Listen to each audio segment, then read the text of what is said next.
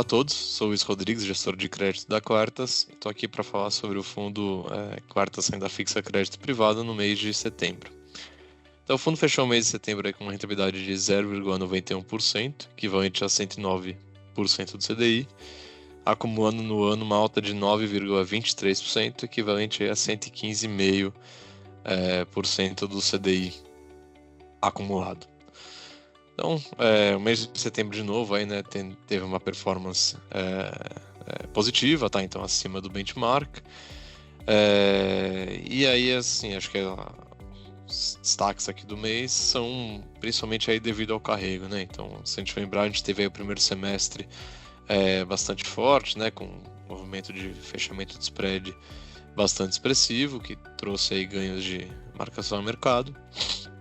Esse movimento tem se estabilizado na ponta, e acho que o mês de setembro aí foi um mês em que o principal vetor aí de performance foi o próprio carrego da carteira, tá? Os efeitos de marcação a mercado que não tiveram grande impacto, foram marginalmente positivos, tá? Então outro papel acabou tendo um pouco de ganho, alguns papéis até tiveram alguma reversão aí do movimento dos últimos meses, mas de maneira geral mais ou menos estável aí, com um pouquinho de benefício positivo.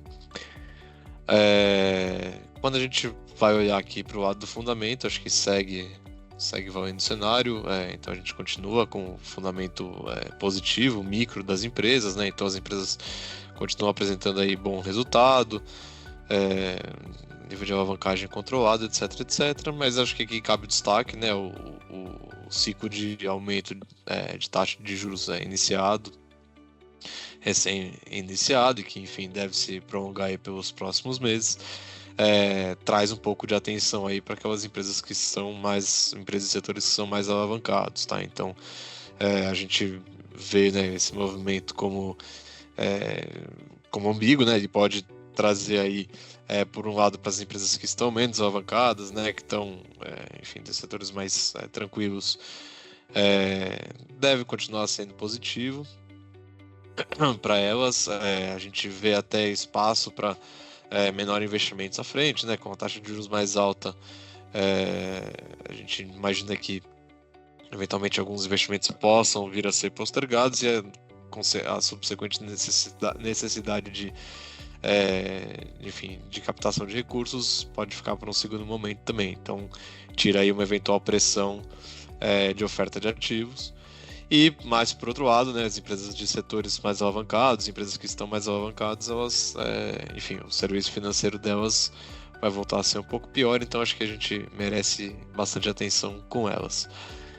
Olhando para o valuation, a gente acho que não é uma figura muito diferente do mês passado, então a gente segue vendo, né, quando a gente olha para a taxa média, a gente vê uma taxa média muito próxima aí ao que foi o ano de 2022 como um todo, né, o período pré-americanas, mas a dispersão é muito grande, então a gente vê muitas empresas pagando taxas muito baixas, né, até, enfim, próximas aí aos níveis mínimos, e algumas empresas que pagam com prêmios interessantes. E aí, dessas empresas com prêmio interessante, acho que é sempre bom a gente diferenciar o que tem qualidade e o que de fato está pagando bastante porque teve uma perda de qualidade.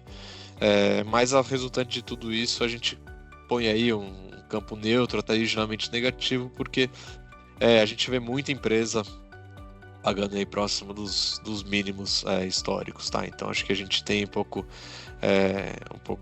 esse ponto. Por outro lado, o fator técnico continua bastante positivo, tá? Então os fundos continuam rendendo bem, estão com histórico bom, volatilidade baixa, e até o aumento de taxa de juros ele tende a reforçar aí a renda fixa e o fluxo para esse tipo de ativo. Entrando agora mais detalhadamente no mês de setembro, a gente viu o mercado primário continuando bastante ativo, mas aqui cabe de novo aquela ressalva que a gente tem feito, principalmente no que tange aí a taxa que muitos desses papéis têm sido ofertado. Então a gente vê muito papel ofertado abaixo do CDI+1, que para a gente, enfim, em muitos casos aí não faz tanto sentido. Então a gente vê um certo exagero, claro, esse exagero é justificado por esse fator técnico, por muita pressão, por muita captação aí, principalmente dos fundos mais conservadores, né? Então aqueles fundos muito grandes, dos grandes bancos, etc. Tem pressionado um pouco esse mercado por uma questão de falta de ativos mesmo, mas a gente entende que, enfim, é o momento de ser bastante criterioso, bastante seletivo na hora de alocar, porque a gente entende que muitos desses prêmios eles estão exagerados, e acho que aqui também cabe o cuidado, a gente tem já começado a observar isso.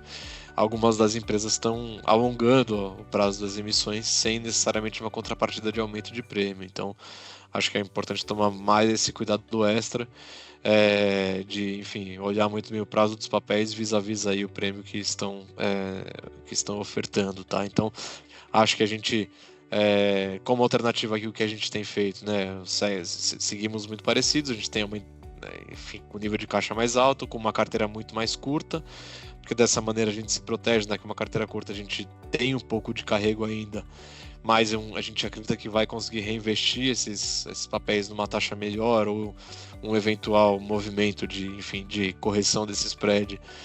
Com uma carteira mais curta a gente sofre muito menos e tem espaço para alongar a carteira e alocar muito mais. Então a gente se defende dessa maneira, tendo muito mais caixa, com uma carteira mais curta e buscando aí esses ativos que, enfim, tem uma característica de liquidez um pouco pior, que não estão com o técnico tão pressionado e com os prêmios tão pressionados. Então, dentro desse mundo de papéis que nos pagam bem, a gente é bastante seletivo e procura aqueles papéis que a gente acredita que tem a qualidade. E a gente também segue aqui focando bastante a alocação em FDICs, que, enfim, é classe de ativos que a gente gosta bastante aqui, que a gente entende que tem um nível de prêmio bom nos atuais momentos, tá? Acho que aqui cabe como destaque também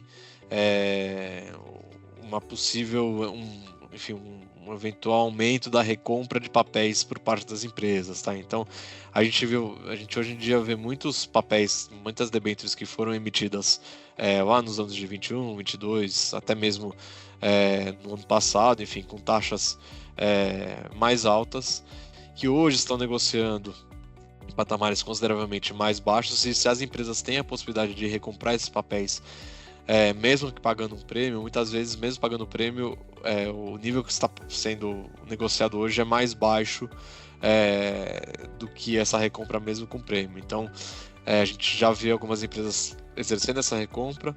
Isso pode, enfim, pode gerar algum prejuízo, né, na marcação a mercado para os fundos no curto prazo, porque, enfim, acaba recomprando uma taxa acima da taxa que está marcada.